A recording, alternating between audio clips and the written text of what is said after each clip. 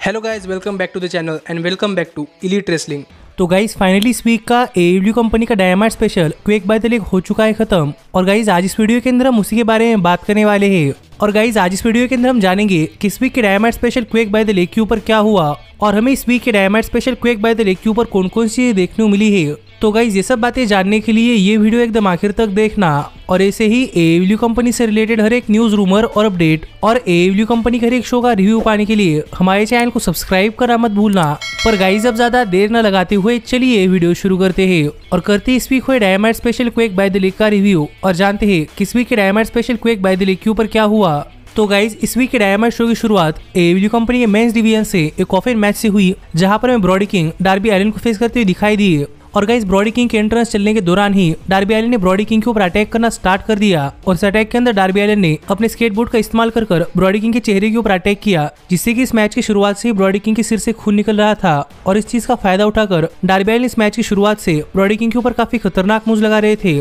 पर गाइज एक टाइम के लिए ब्रॉडी किंग ने इस मैच के अंदर अपना कमबैक कर लिया और ब्रॉडी किंग ने डार्बी एलिन के ऊपर काफी हार्ड हिटिंग मूव्स लगाए और ब्रॉडी किंग डार्बी एलिन के ऊपर टेबल्स रखकर टेबल से थ्रू टॉप रोप से एक डाइव लगाने के लिए गए। पर guys unfortunately Darby Allin side में हो गए और ब्रॉडी किंग डायरेक्टली टेबल से थ्रू गए, जो कि इस मैच की एक बहुत ही बढ़िया मोमेंट थी। और इसके बाद डार्बी एलिन अपना कमबैक करने का ट्राई कर रहे थे, लेकिन तभी सभी लाइट्स ऑफ हो गई। और गाइज लाइट्स वापस आने के बाद हमने देखा कि यहाँ पर हाउस ऑफ ब्लैक आ चुका था और यहाँ पर House of Black Brody King को बचा रहा था। पर डार्बी एलिन फिर भी हाउस ऑफ ब्लैक के ऊपर अटैक करने के लिए गए, लेकिन हाउस ऑफ ब्लैक ने डार्बी एलिन के ऊपर काफी खतरनाक अटैक कर दिया। और यहाँ पर देखने में ऐसा लग रहा था कि हाउस ऑफ ब्लैक काफी जल्दी ही मैच खत्म कर देगा। और जैसे ही बड़ी मैथ्यूज कफिन खोलने के लिए गए तो गाइस हमें सरप्राइजिंगली कफिन के अंदर से स्टिंग निकलती हुई दिखाई दी और यहाँ पर आकर स्टिंग ने बड़ी मैथ्यूज और ब्रॉडी किंग के ऊपर अटैक कर दिया। और इनके अंदर जाकर स्टिंग ने अपनी बेसबॉल बैट मैलेकाई ब्लैक की तरफ फेंक दी और यहाँ पर स्टिंग चाहते थे कि मैलेकाई ब्लैक इस बैट का इस्तेमाल करे, पर गाइस सरप्राइजिंगली मैलेकाई ब्लैक ने बैट फेंक दी और ब्लैक यहाँ जाने लगे, जो देखकर स्टिंग काफी डिसरिस्पेक्ट हो गए और इसीलिए गुस्से में स्टिंग मैलेकाई ब्लैक के पीछे जा रहे थे। और इतने में रिंग के अंदर डार्बी एलिन ब्रॉडी किंग के ऊपर अटैक करने का ट्राई कर रहे थे,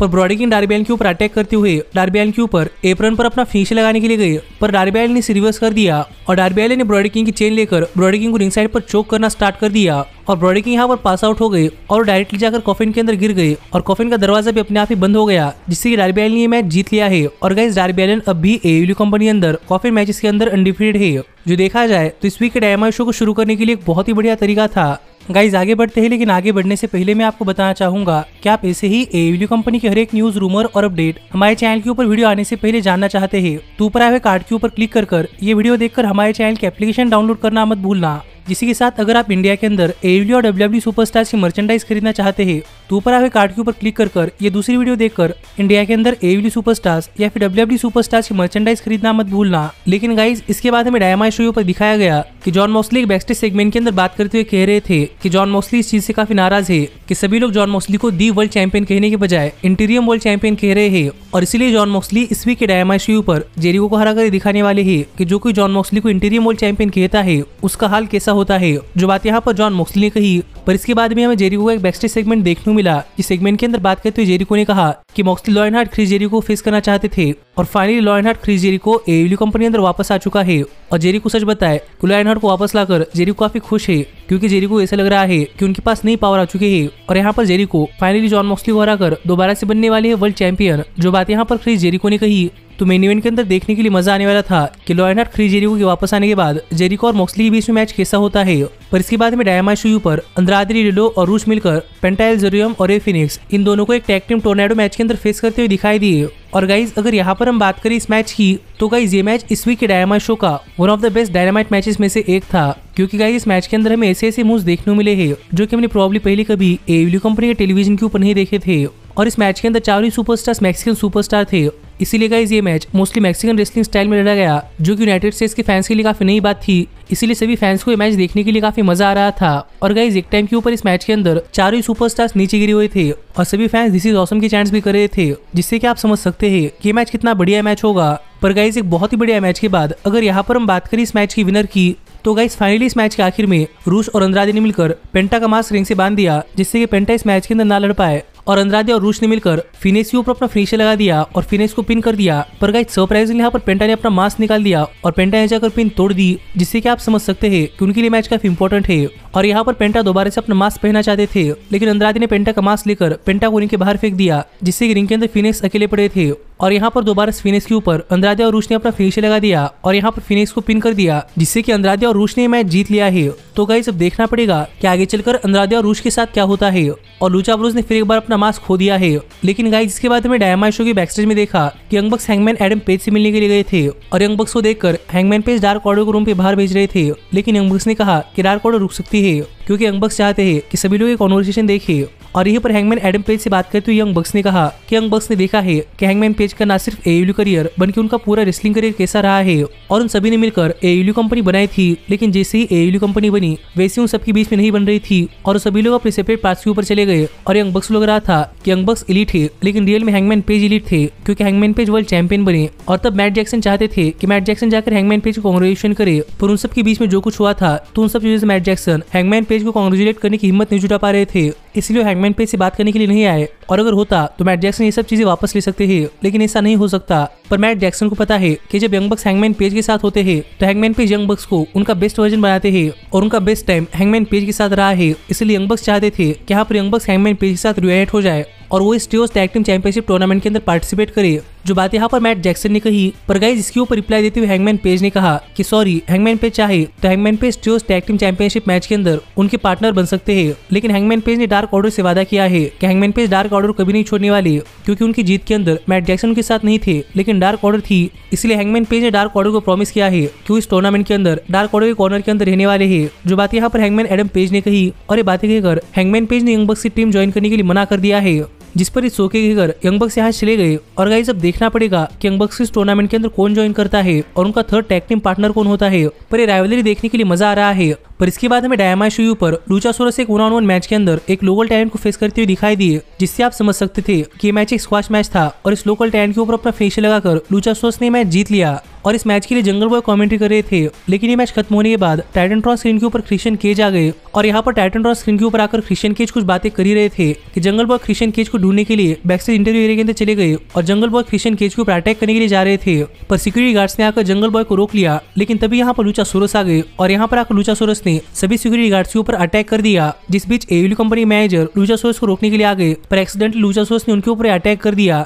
जो देखकर जंगल बॉय काफी शॉक थे क्योंकि लूचासोरस ने यहाँ पर एक ऑफिशियल के ऊपर अटैक कर दिया था। और जंगल बॉय ने लूचासोरस को उन्हें चेक करने के लिए कहा और जंगल बॉय यहाँ चले गए। तो देखना पड़ेगा कि लूचासोरस ने ऑफिशियल के ऊपर अटैक किया है, इससे जंगल बॉय और लूचासोरस इनको कुछ नुकसान होता है या नहीं। लेकिन इसके बाद में डायनामाइट शो पर मीरू का एक बेस्ट सेगमेंट देखने को मिला, जिस सेगमेंट के अंदर मीरू कह रहे थे कि मीरू को फाइनली पता चल चुका है कि हाउस ऑफ ब्लैक मीरू को सूट नहीं करता। पर तभी यहाँ पर जूलिया हार्ट आ गई और यहाँ पर आकर मीरू को टच करते हुए जूलिया हार्ट ने कहा कि मीरू को हाउस ऑफ ब्लैक को ज्वाइन करना चाहिए, जिस पर बात करते हुए मीरू ने कहा कि सिर्फ एक औरत को मीरू को छूने की इजाजत है और वो जूलिया हार्ट नहीं है, जो बात यहाँ पर मीरू ने कही, जिससे कि आप समझ सकते हैं कि यहाँ पर मीरू क्या कह रहे हैं। पर फाइनली मीरू ने कहा कि मीरू को अपना रास्ता पता चल चुका है और मीरू अपने उस रास्ते के ऊपर चलने वाले हैं। तो देखना पड़ेगा कि मीरू हाउस ऑफ ब्लैक के खिलाफ जाकर क्या करते हैं। लेकिन गाइज इसके बाद हमें डायनामाइट शो पर मार्क हेनरी बैकस्टेज में पावर ऑफ सॉप्स का इंटरव्यू लेते हुए दिखाई दे रहे थे। लेकिन तभी यहाँ पर क्यूटी मार्शल आ गए और यहाँ पर आकर पावर ऑफ सॉप्स से बात करते हुए क्यूटी मार्शल कह रहे थे कि क्यूटी मार्शल ने रिकी स्टार्स को टीम टैग ज्वाइन करने का ऑफर दिया था, लेकिन रिकी स्टार्स ने उसे मना कर दिया है और इसलिए क्यूटी मार्शल नाराज है। पर पावर ऑफ सॉप्स को चिंता करने की जरूरत नहीं है, क्योंकि पावर ऑफ सॉप्स इस वीक के डायनामाइट शो पर क्यूटी मार्शल और उनकी दोनों की प्रॉब्लम खत्म करने वाले है, जो बात यहाँ पर क्यूटी मार्शल ने कही। और इसके ऊपर बात करते हुए पावर ऑफ सॉप्स ने कहा कि उनकी प्रॉब्लम पावर ऑफ सॉप्स की प्रॉब्लम नहीं बननी चाहिए। तो यहाँ पर देखने के लिए मजा आने वाला था कि इस वीक के डायनामाइट शो पर क्या होता है। लेकिन इसके बाद हमें डायनामाइट शो पर संजय दत्त, सतनाम सिंह और जय लिथल रिंग के अंदर आकर बातें करते हुए दिखाई दी और यहाँ पर आकर बात करते हुए संजय दत्त ने कहा कि सतनाम सिंह ने वॉर्डली के ऊपर अटैक कर ये प्रूव कर दिया है कि सतनाम सिंह एक रियल जायंट है। लेकिन यहीं पर बात करते हुए जय लिथल ने कहा कि जय लिथल यहाँ पर इसलिए आए हैं कि उन्हें टीएनटी चैंपियनशिप के लिए एक रीमैच चाहिए, क्योंकि जय लिथल को पता है कि जय लिथल अपनी फर्स्ट चैंपियनशिप के तौर पर टीएनटी चैंपियनशिप जीतने वाले हैं, जो बात यहाँ पर जय लिथल कर रहे थे। लेकिन तभी यहाँ पर वार्डलो आ गए और यहाँ पर आकर जय लिथल से बात करते हुए वार्डलो ने कहा कि अगर जय लिथल को रीमैच चाहिए तो उन्हें वो रीमैच मिलने वाला है, पर फिलहाल के लिए तो वार्डलो उन सबके ऊपर अटैक करने वाले हैं। ये बातें कहकर वार्डलो रिंग की तरफ आ रहे थे, पर गाइस तभी यहाँ पर एफटीआर आ गई और सरप्राइजली यहाँ पर वार्डलो के बैकअप के तौर पर एफटीआर ने वार्डलो को ज्वाइन कर लिया, जिससे कि हम समझ सकते हैं कि यहाँ पर पिनेकल के मेंबर्स एक साथ आ चुके हैं। और इन्हें देखकर सतनाम सिंह, संजय दत्त और जय लिथल रिंग के बाहर चले गए, जो देखकर वार्डलो काफी नाराज थे। लेकिन एक टाइम के लिए संजय दत्त यहाँ पर वार्डलो को डिस्ट्रैक्ट कर रहे थे और इस चीज का फायदा उठाकर जय लिथल वार्डलो के ऊपर अटैक करने के लिए गए। लेकिन वार्डलो और एफटीआर ने मिलकर जय लिथल के ऊपर अटैक कर दिया, जिसके बाद जय लिथल, सतनाम सिंह और संजय दत्त यहाँ से बैकस्टेज चले गए और इनके अंदर वॉर्डलो और एफटीआर इन्हें एक अपर हैंड मिला, तो देखना पड़ेगा कि इन सब के बीच में आगे क्या होता है। लेकिन गाइज इसके बाद हमें डायनामाइट शो पर जेरिको ऑपरेशन सोसाइटी का एक बेस्टेज इंटरव्यू देखने को मिला। इस इंटरव्यू के अंदर बात करते हुए जेरिको ऑपरेशन सोसाइटी ने कहा कि वो इस वीक के डायनामाइट शो पर मेक श्योर करने वाले हैं कि जेरिको दोबारा से अपनी वर्ल्ड चैंपियनशिप जीते। और यही पर बात करते हुए गार्सिया ने कहा कि गार्सिया ने ब्रायन को एक वैकेशन के ऊपर भेज दिया है और गार्सिया चाहते हैं कि अगर ब्रायन वापस आए तो उनका पहला ओपोनेंट कोई और नहीं बल्कि गार्सिया हो। जो बात यहाँ पर गार्सिया ने कही और यहीं पर फिर एक बार एना जे ने एक और सुपरस्टार को चोकआउट कर दिया, तो देखना पड़ेगा कि एना यहाँ पर क्या कर रही है। पर इसके बाद हमें इस वीक के डायनामाइट शो पर रिकी स्टार्स अपनी फॉर्मर टैग टीम पार्टनर यानी कि फैक्ट्री के एरन सोलो को एक 1-on-1 मैच के अंदर फेस करते हुए दिखाई दिए। और अगर यहाँ पर हम बात करें इस मैच की, तो गाइस जैसे ही मैच शुरू हुआ वैसे ही रिकी स्टार्स एरन सोलो के ऊपर काफी खतरनाक अटैक कर रहे थे और रिकी स्टार्स एरन सोलो के ऊपर अटैक कर एरन सोलो के ऊपर अपना फिनिशर लगाने के लिए गए,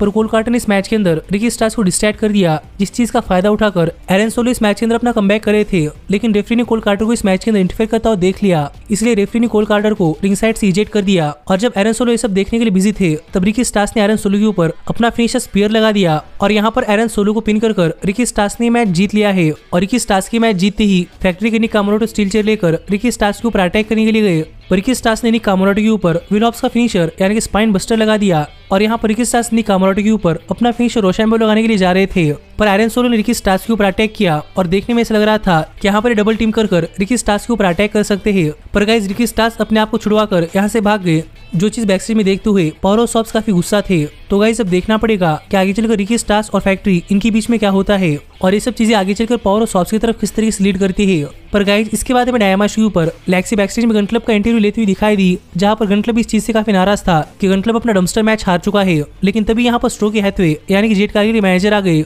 और यहाँ पर अगर हैथवे ने गन क्लब को उनका कार्ड दे दिया, लेकिन बिलीगन ने वो कार्ड लेकर फाड़कर फेंक दिया और बिलीगन हैथवे को यहाँ जाने के लिए कह दिया। और बिलीगन यहाँ पर गन क्लब के ऊपर नाराज थे और बिलीगन कह रहे थे कि उन्हें देखना है कि गन क्लब बाउंस बैक कर सकता है और इसलिए बिलीगन ने इस वीक के रैम्पेज शो पर गन क्लब के लिए एक मैच असाइन किया है, जो बात यहाँ पर बिलीगन कह रहे थे। लेकिन तभी यहाँ पर डैनहाउसन आ गए, जो कुछ कहना तो चाहते थे लेकिन गन क्लब ने उन्हें कुछ कहने का मौका ही नहीं दिया। तो देखना पड़ेगा कि इन सब के बीच में आगे क्या होता है। पर इसके बाद हमें डायनामाइट शो पर ऑरेंज कैसिडी और बेस्ट फ्रेंड्स का एक बेस्ट सेगमेंट देखने को मिला, जिस सेगमेंट के अंदर फॉर्मर WWE सुपरस्टार आर्या डिवारी और ब्रॉक लेसनर की लुक अलाइक यानी कि पार्कर वुडरो यहाँ पर ऑरेंज कैसिडी से बातें करते हुए कह रहे थे कि वो काफी दिनों से ऑरेंज कैसिडी को मिलना चाहते थे, क्योंकि वो थोड़ी देर के लिए ऑरेंज कैसिडी के साथ मिलकर काम करना चाहते थे। पर यहाँ पर ऑरेंज कैसिडी ने आर्या डिवारी को ज्वाइन करने के लिए मना कर दिया, जिस पर पार्कर तो काफी गुस्सा हो रहे थे। लेकिन आर्या ने कहा कि क्यों ना आर्या ये सब चीजें इस वीक के रैम्पेज शो पर रिंग के अंदर 1-on-1 सेटल करे। जो बातें कहकर आर्या डिवारी ने ऑरेंज कैसिडी को एक मैच के लिए चेंज कर दिया है। जिसके बाद हमें डायनामाइट शो पर TBS women champion Jade Cargill अपनी TBS women championship Madison Rayne के खिलाफ डिफेंड करती हुई दिखाई दी।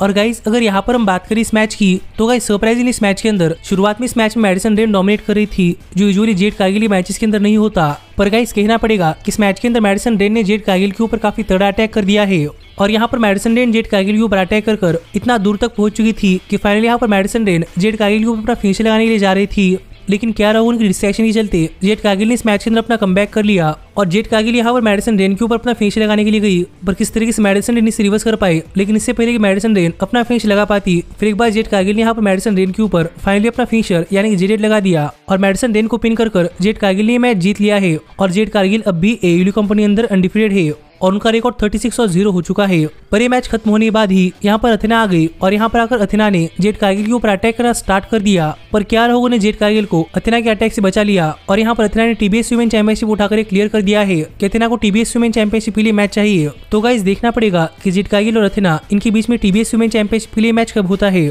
पर इसके बाद हमें डायनामाइट शो पर टोनी शिवानी, थंडर रोजा और टोनी स्टॉर्म इन दोनों का इंटरव्यू लेते हुए दिखाई दिए, जहां पर हमें पता चला कि finally Tony storm AEW company की विमेंस वर्ल्ड चैंपियनशिप के लिए नंबर 1 कंटेंडर बन चुकी है और अब थंडर रोजा को अपनी women's world championship Tony storm के खिलाफ डिफेंड करनी पड़ेगी। पर ये दोनों एक दूसरे के खिलाफ एक मैच रसल नहीं करना चाहती थी, पर इन दोनों ने कहा कि अगर ऐसा होता है तो एक फ्रेंडली मैच होगा। तो देखना पड़ेगा कि आगे चलकर इन दोनों के बीच में क्या होता है। पर गाइस इस सब के बाद फाइनली यहाँ पर टाइम हो चुका था इस वीक के डायनामाइट शो के मेन इवेंट का, जहां पर Lionheart Chris Jericho Jon Moxley की वर्ल्ड हेवीवेट चैंपियनशिप के लिए मॉक्सली को फेस करते दिखाई दे रहे थे। और गाइस अगर यहाँ पर हम बात करें इस मैच की, तो गाइस जैसे ही मैच शुरू हुआ वैसे ही सरप्राइजिंगली लायनहार्ट जेरिको ने इस मैच के अंदर मॉक्सली के ऊपर काफी खतरनाक अटैक करना स्टार्ट कर दिया। और यहाँ पर लायनहार्ट जेरिको ने मॉक्सली के ऊपर ऐसे मूव्स लगाए हैं जो कि जेरिको ने अपने लायनहार्ट गिमिक के साथ करने बंद कर दिए थे। इसलिए यहाँ पर जेरिको को देखने के लिए काफी नॉस्टैल्जिक फीलिंग आ रही थी और एक टाइम के लिए जेरिको ने मॉक्सली के कान से उनकी इयरिंग भी उखाड़ ली थी, जिससे कि यहाँ पर मॉक्सली कान से खून निकल रहा था और मॉक्सली के ऊपर अटैक कर जेरिको ने काफी देर तक मॉक्सली के ऊपर अपना फिनिशर लायन टेमर भी लगाकर रखा था, लेकिन फिर भी मॉक्सली इस मैच के अंदर बने हुए थे, जो देखकर फ्रस्ट्रेशन में जेरिको ने सभी टर्नबकल्स निकालना स्टार्ट कर दिया। और जब रेफरी टर्नबकल्स लगा रहा था तब सैमी गेवरा ने जेरिको को फ्लड बैट दे दी और यहाँ पर फ्लड बैट से जेरिको ने मॉक्सली के ऊपर अटैक कर दिया, पर फिर भी यहाँ पर मॉक्सली आउट कर पाए, जो देखकर जेरिको काफी सरप्राइज थे। और यहाँ पर जेरिको ने मॉक्सली के ऊपर अपना फिनिशर जूडस इफेक्ट भी लगा दिया, जिस पर आज तक किसी ने किक आउट नहीं किया था, पर फाइनली मॉक्सली ने किक आउट कर दिया, जो देखकर जेरिको तो काफी फ्रस्ट्रेट हो चुके थे। पर फाइनली मॉक्सली ने जेरिको को उसे एक्सपोज टर्नबकल के ऊपर फेंक दिया, जिससे जेरिको के सिर से खून निकल रहा था और मॉक्सली ने जेरिको के ऊपर अपना फिनिशर यानी बुलडॉग चोक लगा दिया, जो कि जेरिको सहन नहीं कर पाए और यहाँ पर जेरिको ने टैप आउट कर दिया, जिससे फाइनली जॉन मॉक्सली ने मैच जीत लिया है और मॉक्सली स्टिल है एडब्ल्यू कंपनी के वर्ल्ड हेवीवेट चैंपियन। पर गाइस मॉक्सली के मैच जीतने के बाद यहाँ पर जेक हेगर और सैमी गेवरा ने आकर जॉन मॉक्सली के ऊपर अटैक करना स्टार्ट कर दिया और यहाँ पर अटैक रोकने के लिए ब्लैकपूल कॉम्बैट क्लब भी आ गया, जिसके साथ जेरिको अप्रिशिएशन सोसाइटी भी आ गई और हमें यहाँ पर एक काफी बड़ा ब्रॉल देखने को मिल रहा था। पर गाइस तभी यहाँ पर ब्रॉल रोकने के लिए हमें यहाँ पर एक काफी बड़ा रिटर्न यानी कि सीएम पंक का रिटर्न देखने को मिला और यहाँ पर आकर पंक ने जेरिको अप्रिशिएशन सोसाइटी के ऊपर अटैक कर दिया और इनके अंदर जाकर जेरिको रिंग के बाहर कर दिया और ये सब देखकर जेरिको काफी सरप्राइज थे। पर गाइस रिंग के अंदर इंटीरियम वर्ल्ड चैंपियन जॉन मॉक्सली और सीएम पंक बचे हुए थे, जो दोनों फाइनली एक दूसरे के आमने सामने आ गए और ये देखने के लिए काफी मजा आ रहा था। और यहाँ पर जॉन मॉक्सली ने सीएम पंक को मिडिल फिंगर भी दिखा दी और जॉन मॉक्सली यहाँ चले गए, तो देखना पड़ेगा कि आगे चलकर ऑल आउट पेपरी के अंदर जॉन मॉक्सली और सीएम पंक इनके बीच में मैच होता है तो ये मैच कौन जीतता है। पर guys finally CM Punk AEW company के शोज के ऊपर वापस आ चुके हैं, जिस पर आपका क्या कहना है आप मुझे कमेंट कर बताइए। और ऐसे ही एडब्ल्यू कंपनी से रिलेटेड हर एक न्यूज रूमर और अपडेट और एडब्ल्यू कंपनी के हर एक शो का रिव्यू पाने के लिए हमारे चैनल को सब्सक्राइब करना मत भूलना। पर गाइस अब मैं मिलता हूँ आपसे अगली वीडियो के अंदर, पर तब तक stay healthy, stay happy and keep watching elite wrestling. Hey, did you like that video? Click the screen for more. And where do you think you're going? Check out our official merchandise page and to support the entire cast. And thanks so much for being the elite. The elite, the elite. What, Nick, you're not going to sing it all with me this time?